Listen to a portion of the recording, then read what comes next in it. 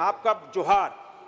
मेरे लोकसभा रांची जो हटिया विधानसभा के नगड़ी नामक स्थान है, जहां से स्वर्णरेखा पवित्र नदी निकलती है, जो रांची शहर होकर गुजरते हुए जमशेदपुर से होते हुए बंगाल की खाड़ी में गिरती है।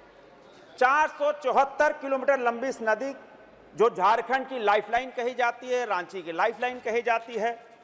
झारखंड की प्राचीन संस्कृति में इस नदी का सांस्कृतिक और धार्मिक महत्व है।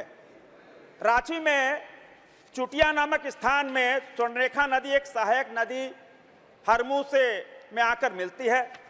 इस संगम पर करीब 500 वर्ष पुराने नागवंशी कालीन 21 शिवलिंग नदी के चट्टानों में उत्कीर्ण है। कभी नागवंशी राजाओं की राजधानी चुटिया होती थी और वह सांस्कृतिक अवशेष एक जीवंत धनाढ्य संस्कृति की कहानी कहता था। किंतु अफसोस यह है कि झारखंड की जेएमएम एंड कांग्रेस की सरकार की अनदेखी के कारण, उदासीनता के कारण, गैर योजना से तेजी से बढ़ते शहरीकरण के कारण यह नदी एक हरमू में मिलती है, वो नदी क्या नाले में तब्दील हो चुकी है। नदियों के किनारे अतिक्रमण, शहर का सीवरेज जो सिस्टम, उसका पानी और स्वर्णरेखा नदी में गिरता है। दिल्ली की यमुना नदी से भी स्थिति उस स्वर्णरेखा नदी की खराब हो गई है। इन दोनों नदियों के संगम तल के स्थल पर स्वर्णरेखा बिल्कुल काली पड़ती हुई जा रही है।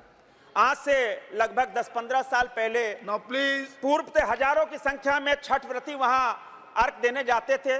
महोदय सभापति महोदय, बहुत अहम विषय है मेरे राज्य सारे विषय अहम होते हैं। मैं भी वहां सावन के महीनों कांवर लेके उस स्वर्णरेखा के नदी के तट से पानी लेकर पहाड़ी मंदिर पर बाबा का अभिषेक करने जाते थे। वहां अनेक तरह के मेले, आप कृपा करके नरेंद्र नारायण भोजन क्या करके आप चाहते हैं ये बताइए। हर एक घर से एक मुट्ठी चावल और दाल लेकर प्रसाद बनाया जाता था। लेकिन नदी के प्रदूषण होने कारण लोगों ने इस नदी से खुद को दूर कर लिया। अब छठ और कार्तिक पूर्णिमा दोनों में श्रद्धालुओं की संख्या कम हो गई।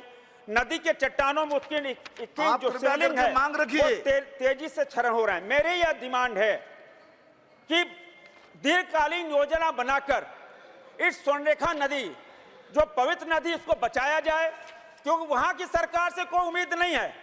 यह नदी सांस्कृतिक धरोहर है, उसको कैसे हम सब बचाएं, इस पर आपका ध्यान, आपके माध्यम से सरकार का ध्यान हम आकृष्ट करना चाहते हैं।